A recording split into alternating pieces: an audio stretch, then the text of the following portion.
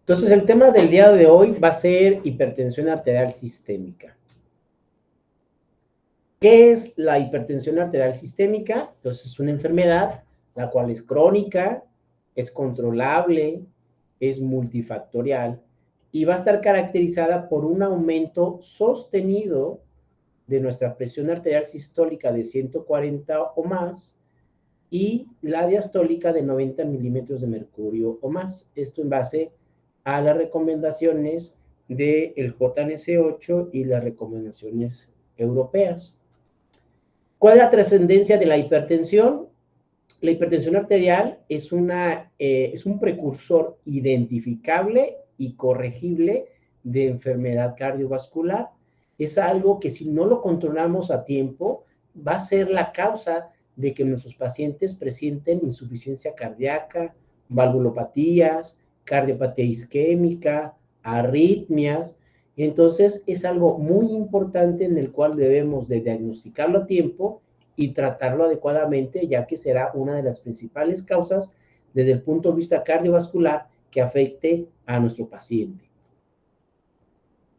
Entonces, los principales factores que contribuyen a la hipertensión arterial son de diferente etiología. Por ejemplo, tenemos factores sociales como la globalización, que nuestros pacientes vivan o no en ciudades, el envejecimiento poblacional, los ingresos y la educación, inclusive el tipo de vivienda, va a tener impacto sobre nuestros factores conductuales, es decir, la dieta, el tabaquismo, el sedentarismo, el uso nocivo del alcohol, y estos a su vez van a generarnos factores de riesgo metabólicos, ya bien conocidos como la dislipidemia, la diabetes, la obesidad y obviamente la hipertensión arterial.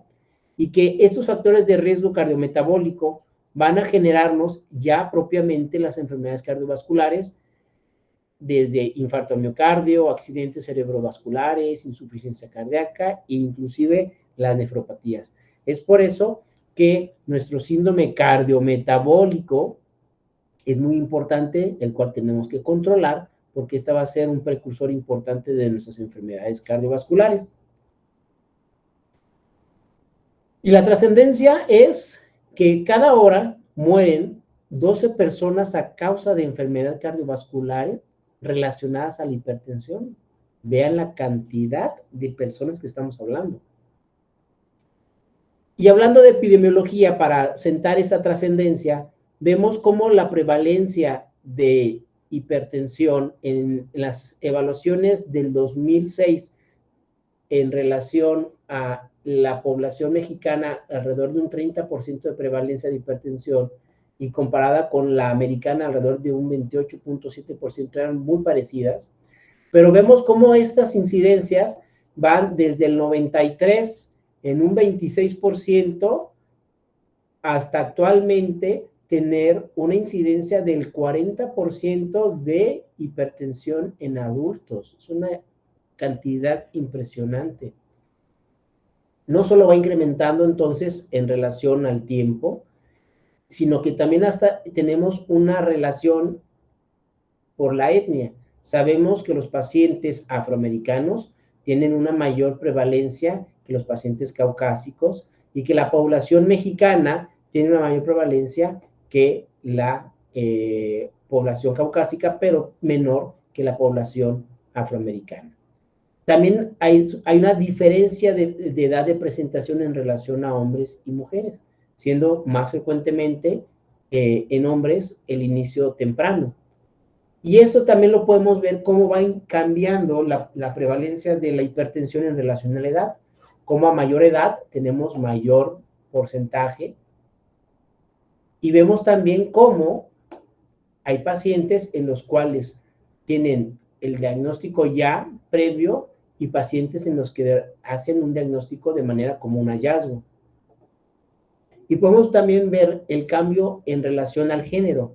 Podemos ver en la gráfica de abajo a la derecha de color azul, vemos cómo tenemos que en el 2012, con un color azul más claro, la prevalencia en relación a hombres cambió con la evaluación en el ENSANUD del 2019, cómo de 12% cambió a un 15% y cómo en mujeres de un 18% incrementó a un 20%, siendo que de manera global ha habido un incremento también en relación al género del 2018, de 2012 al 2019.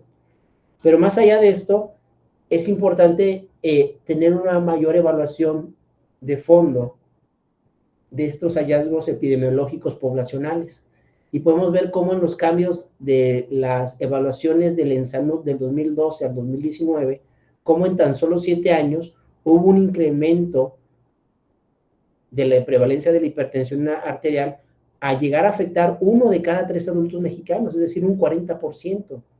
Y vemos cómo existió un incremento en relación tanto en hombres como en mujeres. En hombres se fue del 32% hasta un 35%, pero vean de una manera muy interesante cómo en mujeres de un 31% se fue hasta un 47%. O sea, hubo un incremento importante en relación a la prevalencia en mujeres, a diferencia de hombres. Y esto muy probablemente tenga que ver con nueva aparición o incorporación de factores de riesgo cardiovasculares en mujeres que previamente no lo estaban presentando y que actualmente lo estén presentando. ¿Será que fuman más? ¿Será que tienen más estrés laboral? ¿Será que tienen mayor obesidad?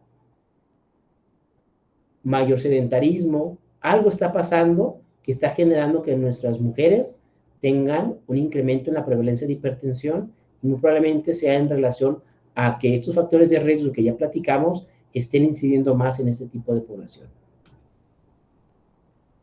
Y vemos cómo en este mapa de la República la prevalencia de hipertensión arterial también va en relación a los estados que están más hacia el norte, tienen mayor colindancia con Estados Unidos y muy probablemente esto tenga, por el tipo de alimentación, tenga que ver.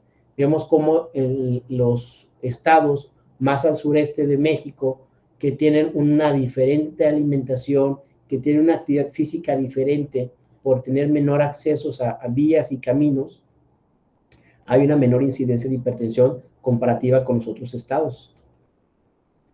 Y algo que nos dejó el ENSANUD del 2019 es la regla de 1/3, y es muy interesante.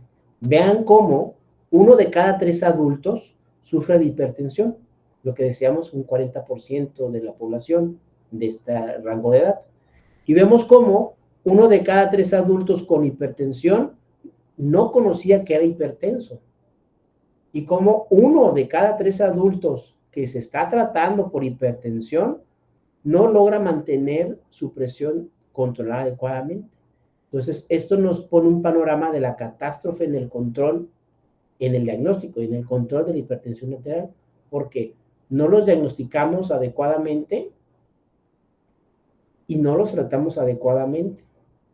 Y muchos pacientes ni siquiera conocían o se les había hecho el diagnóstico de hipertensión. Entonces, hablando en relación a la fisiopatología de esta entidad, tenemos que la presión arterial está mediada por 2 factores, por el gasto cardíaco y las resistencias periféricas. Y como el gasto cardíaco se da por el volumen sistólico, es decir, el volumen que inyecta nuestro ventrículo izquierdo en cada latido, y la frecuencia cardíaca. Y como las resistencias periféricas están dadas por la estructura vascular y la función vascular. Entonces, cualquier cosa que afecte cualquiera de estos parámetros va a afectar mi gasto cardíaco y mis resistencias periféricas, y esto a su vez me va a generar que cambie mi presión arterial.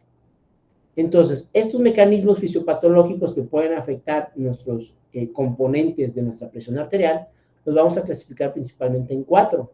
Uno es el aumento del volumen intravascular, que aquí estamos hablando principalmente del sodio. Cualquier alteración del equilibrio del sodio va a generarnos un incremento de este volumen, y puede ser por una mayor reabsorción de sodio, es decir, por ejemplo, una estimulación hormonal, o por una menor excreción de sodio por un problema intrínseco renal. Puede ser por afectación de nuestro sistema nervioso autónomo, que genere un mayor impulso simpático, y aquí entra la obesidad, la apnea obstructiva del sueño, y tumores como el fiocromocitoma. Otro factor es nuestro sistema renina-angiotensina-aldosterona, el cual puede ser generado por tumores, carcinomas reninógenos, por obstrucción de la arteria renal o por un alto consumo de sal, que es una de las situaciones más frecuentes de las tres. Y como número 4 tendremos la remodelación vascular. Entonces, la remodelación vascular puede ser mediada por arteriosclerosis, o sea, el envejecimiento arterial, por disfunción endotelial, por dislipidemia, diabetes, el mismo envejecimiento vascular, o por una actividad aumentada del intercambiador de sodio e hidrógeno. Y esto va a generar cambios que van a dar a hipertensión arterial. Entonces, los factores que regulan la presión arterial será el volumen intravascular, ya dijimos, sodio, nuestro sistema nervioso autónomo, el sistema renina-angiotensina-aldosterona y los mecanismos vasculares que tenemos que tener en mente como mecanismos fisiopatológicos de la hipertensión arterial. Y voy a hablar un poquito más de nuestro sistema renina-angiotensina-aldosterona, que es algo muy importante en esta entidad.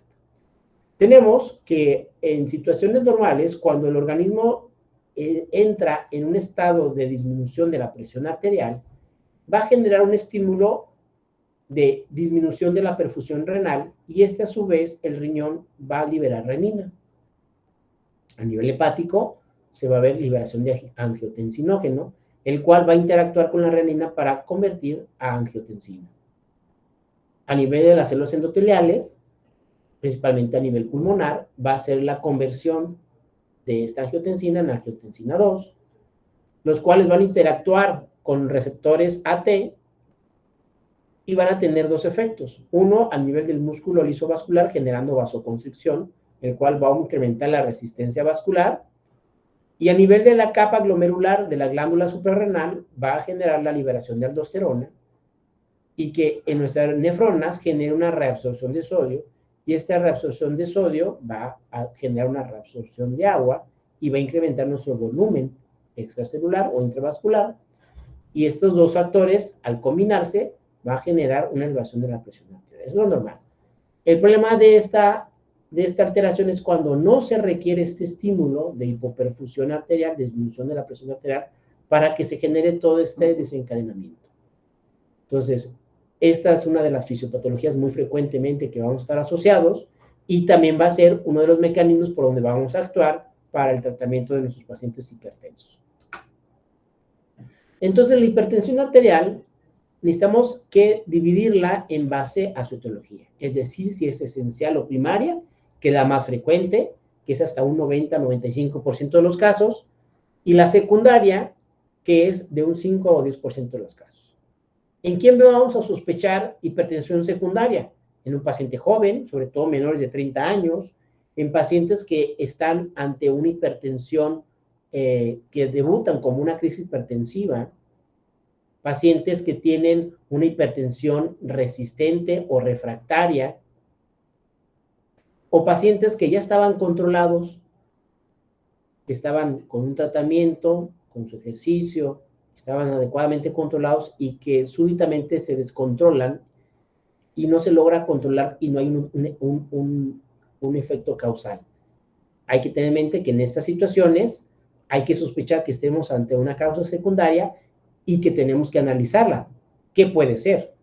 Por ejemplo, las causas secundarias pueden ser problemas renales, pueden ser problemas renovasculares a nivel de la glándula suprarrenal, a nivel de una coartación aórtica, pacientes embarazadas con preeclampsia y eclampsia, problemas neurogénicos a nivel de fármacos y otras entidades raras. A nivel de fármacos, tenemos que tener en mente estos grupos de fármacos, por ejemplo, los antiinflamatorios no esteroideos. Es importante aquí tener en mente que muchas veces los pacientes que tienen enfermedades inflamatorias crónicas, como artritis reumatoide, espondilitis anquilosante, entidades que generan muchos problemas articulares, y que toman mucho de estos fármacos son una de las causas que se nos hagan hipertensos. La aspirina tiene poco efecto sobre la presión arterial y que los antiinflamatorios no esteroideos pueden antagonizar los efectos de los inhibidores, ¿sí? Del RAS y de los beta bloqueadores y que pueden generarnos también una resistencia al tratamiento. Y que no existe una diferencia o un incremento hasta de 3 milímetros de mercurio asociado a ciertos fármacos de los selectivos como el celecoxib. Y que sí podemos encontrar este incremento en los pacientes que no son con fármacos no selectivos en relación a la presión arterial.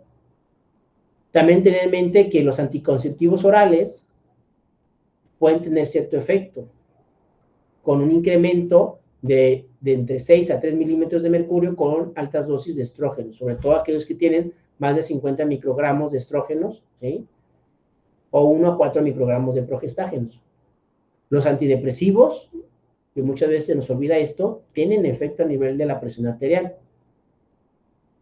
Incrementa el riesgo, sobre todo los inhibidores de la recaptura de la serotonina o los selectivos para norepinefrina van a incrementar hasta 3 veces el riesgo de hipertensión, también con el uso de los antidepresivos tricíclicos.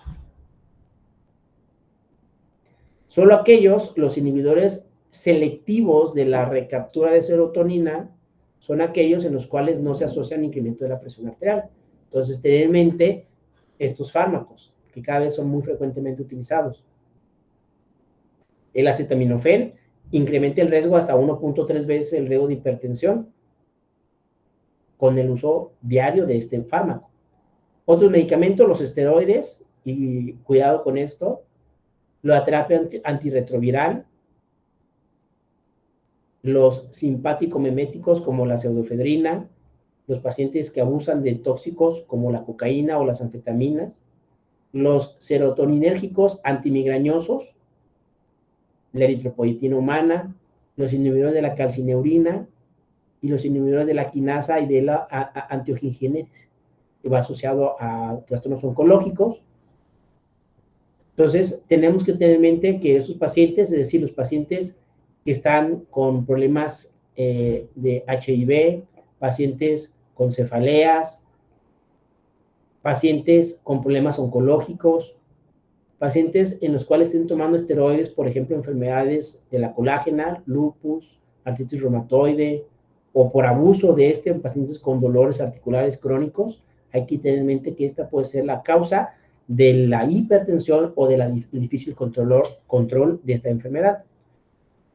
También hay que tener en mente sustancias fármacos no comunes, como el ginseng a altas dosis, la yombina, la planta de San John, que todas estas en exceso pueden generar un problema de hipertensión arterial. Entonces, estos fármacos tenemos que tener en mente y todas estas diferentes clasificaciones en pacientes con hipertensión secundaria. Bien. Y vamos a dividir la hipertensión arterial sistémica también en estable o en crisis hipertensivas. En la crisis hipertensiva la vamos a dividir en dos, en urgencia hipertensiva y en emergencia hipertensiva, que muchas veces se confunden entre una y otra, porque los dos pacientes nos van a llegar a urgencias con elevación de presión arterial. ¿Y cómo vamos a diferenciar entre una y otra?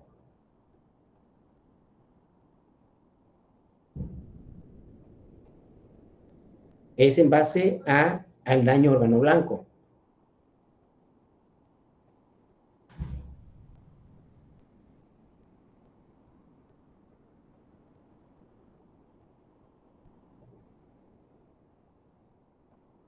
En donde la urgencia hipertensiva no estará asociada a un daño a órgano blanco y la emergencia hipertensiva sí estará asociada a un daño a órgano blanco. Que ya cuando veamos el tratamiento, veamos que de ahí va a depender la urgencia y la agresividad de mi tratamiento farmacológico. ¿Cómo vamos a clasificar la hipertensión? Bueno, tenemos las guías americanas y las guías europeas. Estas son las guías americanas en base al JNS8, donde podemos ver que nos clasifican la hipertensión a partir de 140-90, el estadio 1. El estadio 2 a partir de 160-100. Y ponen una clasificación como prehipertensión entre 120 y 139 y la diastólica entre 80 y 89. Y lo normal, menos de 120-80. Recordar que esta cifra que todavía algunos médicos tienen en mente de 140-90, de 150-90, no aplica. ¿Qué nos dicen las guías europeas?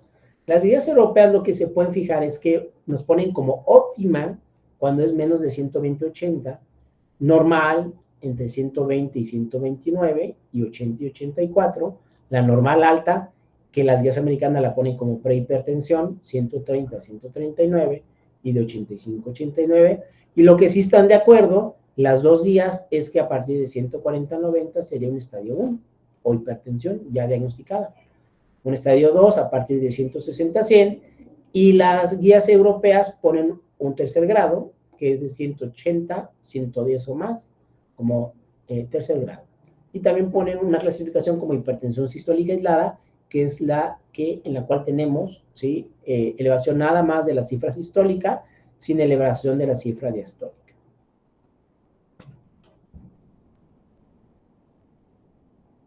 Y los rangos para el diagnóstico de hipertensión también va a depender de cómo hagamos las tomas de las medidas.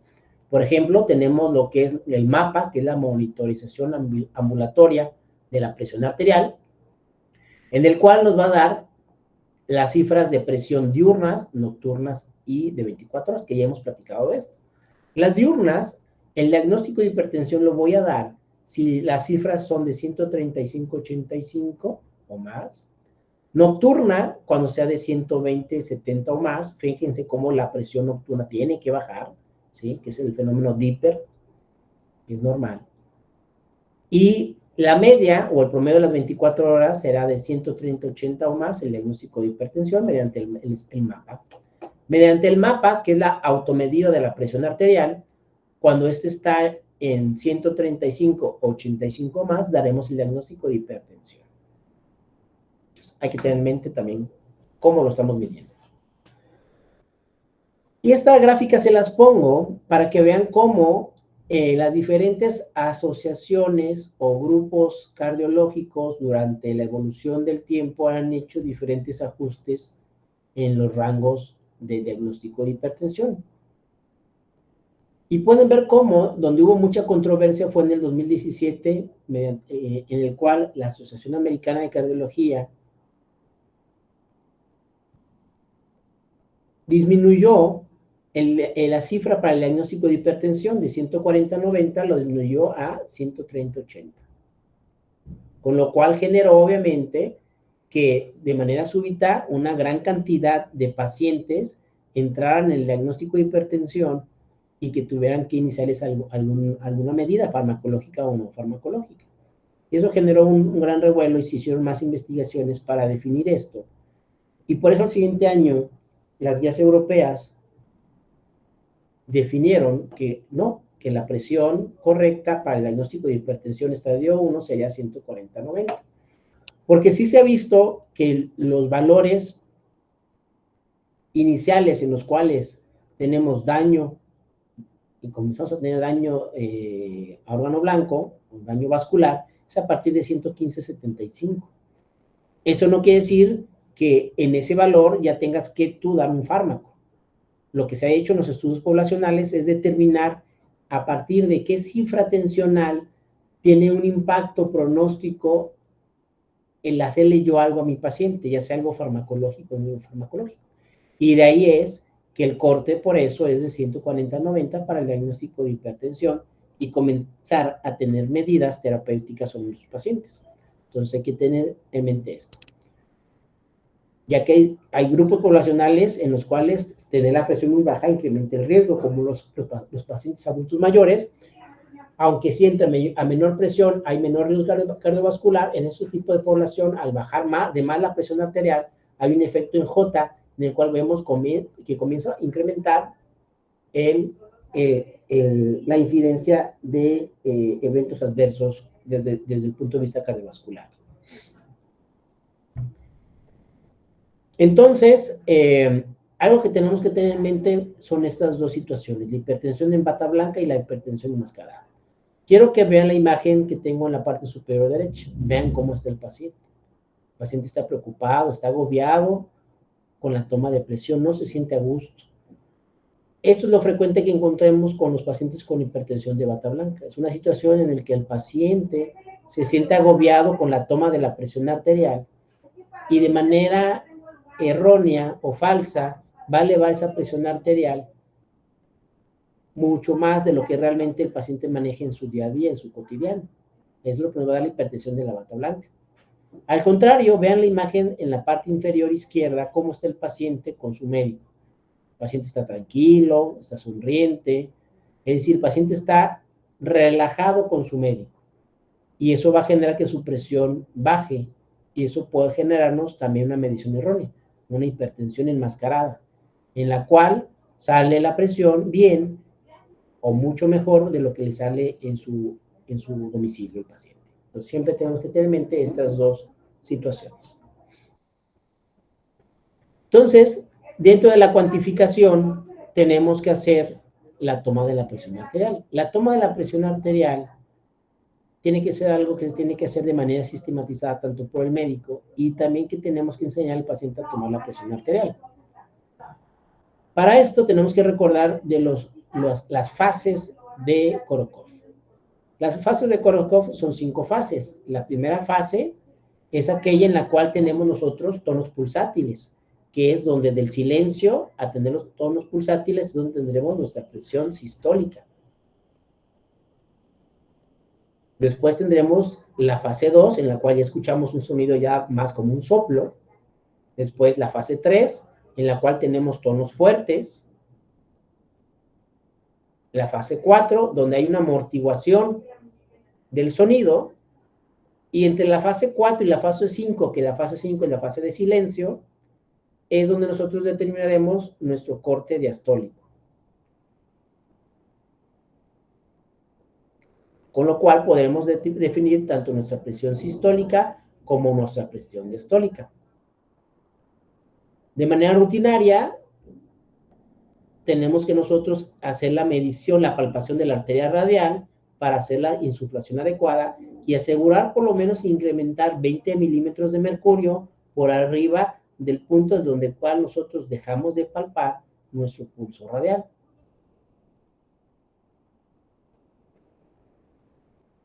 Y la posición del brazo es importante, por supuesto. Vean cómo en este paciente las diferentes posiciones, alta, intermedia y baja en relación a qué, pues a la bomba, donde esté colocado el corazón, va modificando la presión. Entre más alta, por gravedad, menos presión. Entre más baja, más alta la presión. Entonces, la posición del brazo definitivamente será importante para una toma adecuada de la presión arterial. Estamos buscando algo intermedio, como se ve aquí en la imagen B. También el brazalete, el tamaño del brazalete adecuado para los pacientes. Si es un paciente pediátrico, neonatal, si es un infante, si es un adolescente, si es un adulto delgado, un adulto obeso, tendremos que tener nuestro brazalete adecuado para que abarque este brazalete entre un 75 y un 100% de la circunferencia de nuestro paciente y sea una medición real.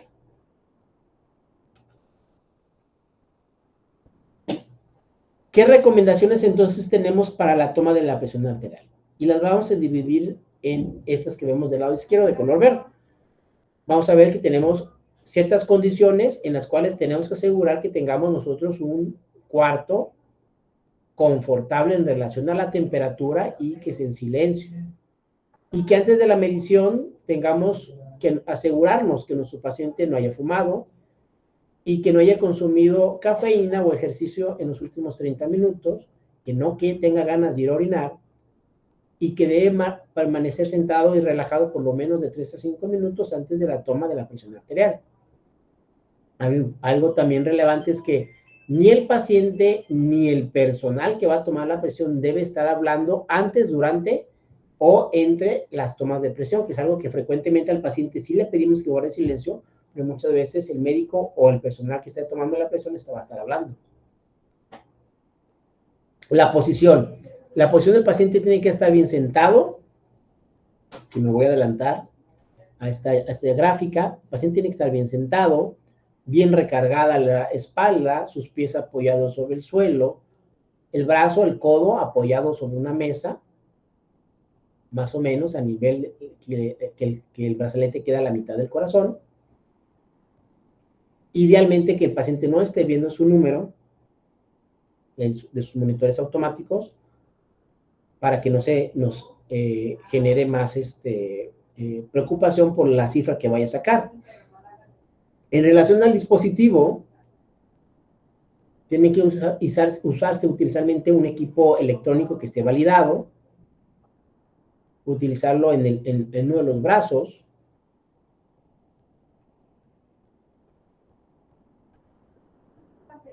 y que también se puede utilizar un dispositivo auscultatorio, pero así hay que tener cuidado de que nuestro paciente esté adecuadamente entrenado, si se lo van a tomar ahí en su casa, y determinar el primer sonido de Korokov como nuestro sonido, nuestra presión sistólica, y que cuando estemos en nuestra quinta etapa, definir nuestra presión diastólica. En relación al brazalete, ya dijimos que tiene que ser uno adecuado para la circunferencia del paciente y que tiene que cubrir por lo menos un 75 al 100% de la circunferencia de su paciente. El protocolo deberá ser que se tienen que realizar 3 tomas con un intervalo de 1 minuto entre cada una de ellas, y que vamos a promediar las últimas 2 mediciones. Siempre la primera medición la vamos a desechar.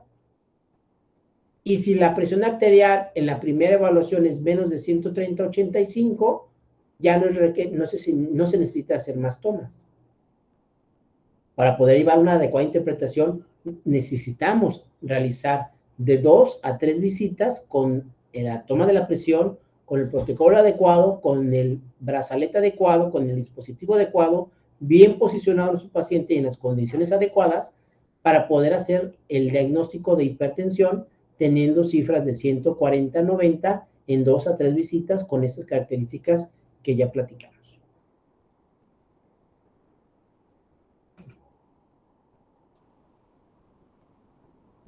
Y el mapa y el AMPA, entonces, ¿en quién lo vamos a utilizar? Los vamos a utilizar para confirmar el diagnóstico, para poder diferenciar una hipertensión sostenida o una hipertensión de la bata blanca o una hipertensión enmascarada, particularmente en situaciones expuestas a cada una de ellas, que ahorita vamos a ir viendo.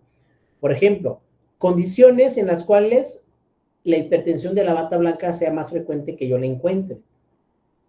Uno, que tengamos una hipertensión grado 1, es decir, apenas el diagnóstico en la consulta, o que tengamos una hipertensión importante, es decir, un grado 2 o 3, es decir, 160 o 100 en la consulta, pero que no tengamos ningún dato de lesión a órgano blanco o órgano diana, en el cual me generaría duda que venga tan hipertenso el paciente y que no encuentre datos de lesión a órgano diana. Condiciones en las que la hipertensión enmascarada sea frecuente. Pacientes que tengan presiones normal alta, o sea, 130, 139, 85, 89 en la consulta, o con presión arterial normal, de 120, 129, de 80, 84, en consulta, pero en pacientes en los que yo sí encuentre que ya exista lesión argonodiana o con riesgo cardiovascular alto. En estos contextos, sí valdría la pena porque pudiera ser que esté ante una hipertensión enmascarada.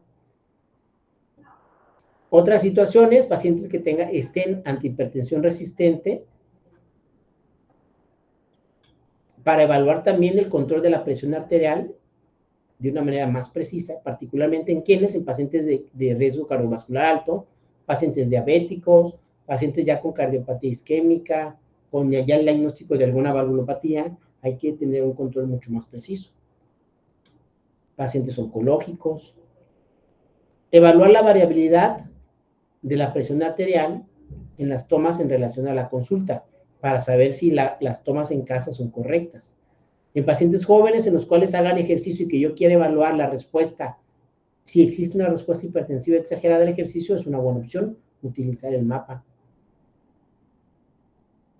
Evaluar síntomas sugestivos de hipotensión durante el tratamiento. Muchas veces, los pacientes pueden referir datos de cansancio, mareo, y uno puede preguntarse si el tratamiento farmacológico no es la causa de este.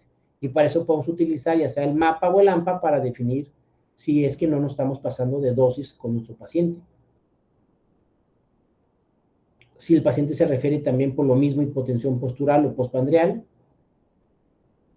Y siempre en poblaciones especiales, ya dijimos pacientes de alto riesgo cardiovascular o pacientes en la edad pediátrica o en el embarazo, que queramos estar muy seguros, es recomendable hacer mediciones más prolongadas. ¿En qué situación es mejor el mapa que el AMPA? En pacientes en los que yo necesite evaluar la presión nocturna o que quiera ver la evaluación del perfil circadiano de la presión arterial, o en aquellos pacientes en los que yo sospeche que la hipertensión nocturna sea de alto riesgo, por ejemplo, los pacientes con insuficiencia renal, pacientes con síndrome de apnea obstructiva del sueño, o pacientes en los cuales yo sepa que la hipertensión es de origen endocrinológico, un problema de Cushing, un fibrocrimusitoma, en los cuales es más frecuente estas entidades estén asociadas a una hipertensión nocturna. Y ahí funcionará mejor el mapa sobre el AMPA. ¿Y en qué situaciones el AMPA será mejor que el mapa? Sobre todo en seguimiento rutinario del paciente tratado y el seguimiento protocolizado del paciente diagnosticado con hipertensión de la bata blanca. En estas situaciones, el AMPA es mejor que el mapa y es más económico.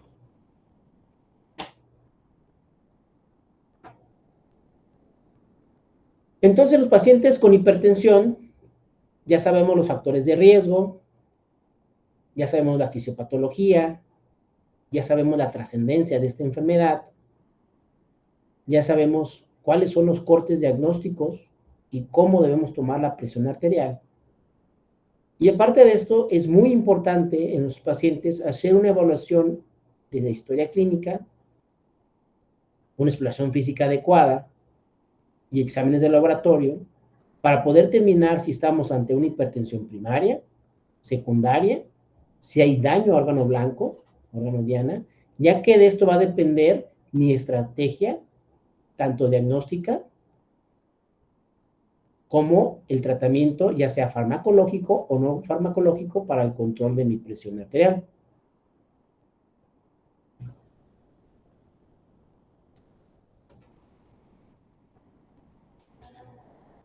Y en relación a la historia clínica, entonces lo que tengo que evaluar es la historia personal, es decir, el tiempo del diagnóstico, del primer diagnóstico de hipertensión, si ha tenido hospitalizaciones previas en relación a hipertensión,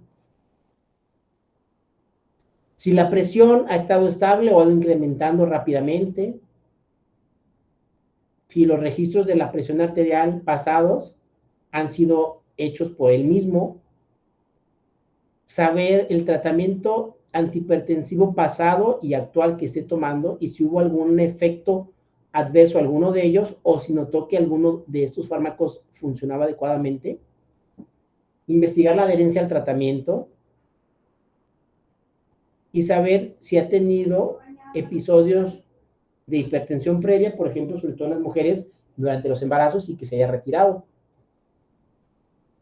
Conocer los factores de riesgo que ya platicamos, la historia familiar de hipertensión, de antecedentes cardiovasculares, problemas de accidentes cerebrovasculares, enfermedad renal, si el paciente, su historia de tabaquismo, de estilo de dieta, de consumo de alcohol, de la vida sedentaria o la actividad física que realiza el paciente, si ha tenido pérdida o ganancia de peso en el pasado, historia de disfunción eréctil, sobre todo porque nos está hablando de disfunción eréctil de daño vascular, de la historia de cómo duerme, de si ronca, de si hay diagnóstico de apnea del sueño,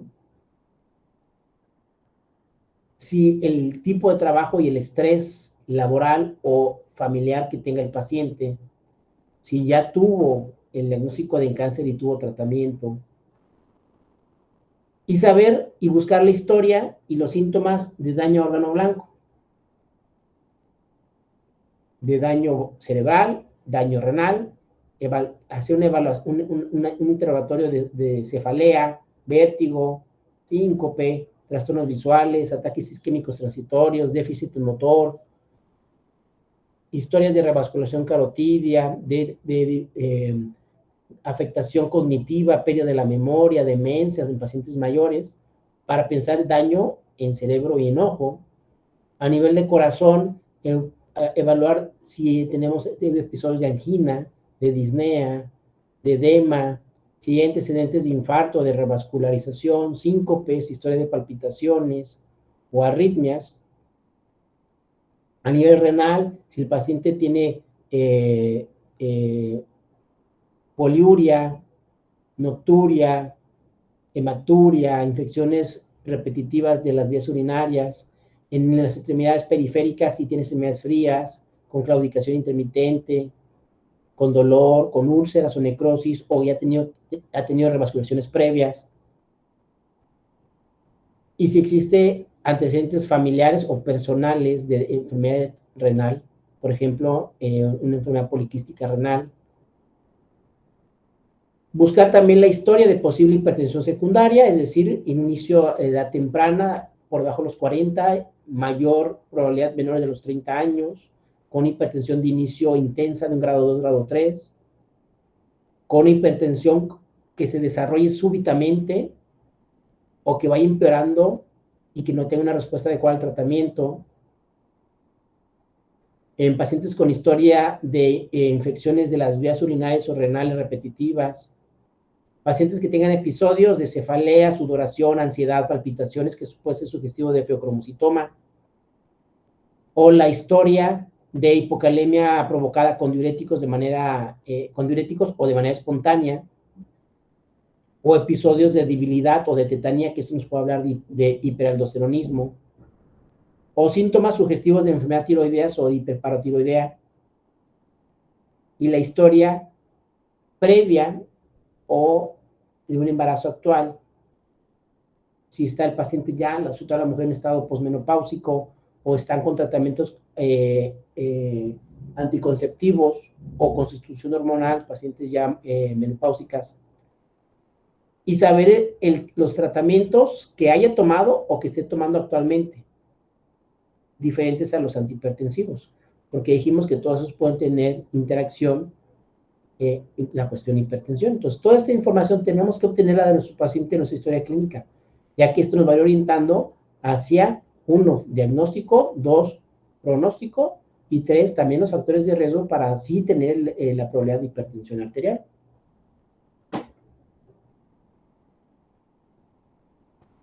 Y a nivel de la exploración física, tenemos que hacer una evaluación del hábito, es decir, del peso, de la altura, sacar nuestro índice de masa corporal, una evaluación de la circunferencia abdominal, de la circunferencia de la cintura.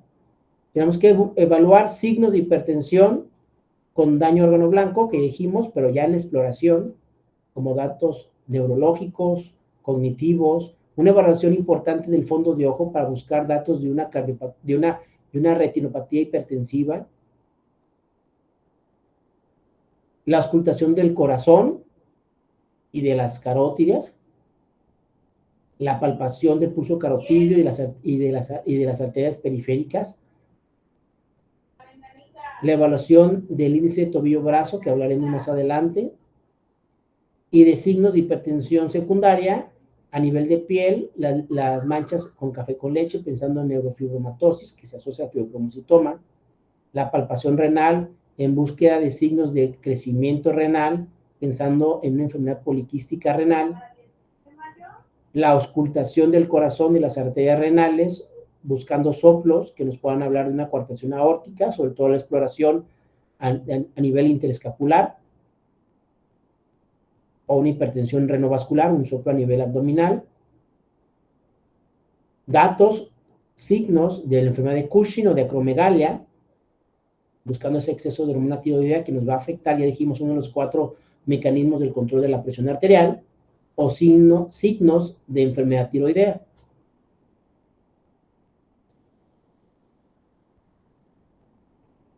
A nivel de laboratorio, tenemos que hacer unos exámenes básicos, por ejemplo, a nivel renal, tenemos que hacer un análisis del examen general de orina, evaluación de la albúmina, de relación del BUN y de la urea con la creatinina, y de la albúmina con la creatinina también.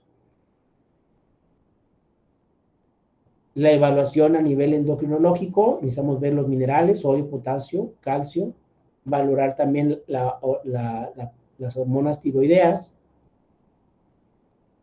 A nivel del metabolismo, la glucemia, el colesterol y sus subtipos, el HDL, LDL, los triglicéridos, la hemoglobina glucosilada, y dentro de otros, pues también saber el hematocrito, la biometría hemática, el ácido úrico como marcador de daño vascular, y obviamente un electrocardiograma sería algo básico también que tenemos que obtener en sus pacientes.